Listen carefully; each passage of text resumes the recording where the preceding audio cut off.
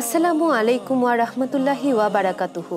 ইতিহাস নিয়ে ইকরা বাংলার আয়োজন হিস্টোরি অফ দ্য ডে-তে সবাইকে স্বাগত। আজ আমরা ইতিহাসের পাতার ৭ জানুয়ারি নিয়ে কিছু জানব। ১৬১০ সালের এই দিনে গ্যালিলিও গ্যালিলি বৃহস্পতির প্রথম ৩টি চাঁদ আবিষ্কার করেছিলেন, আইও, ইউরোপা এবং গ্যানিমেড।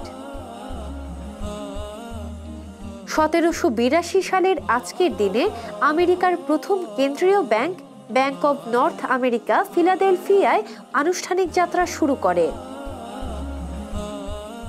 ১৯২৪ সালের এই দিনে আন্তর্জাতিক হকি ফেডারেশন প্রতিষ্ঠিত হয়।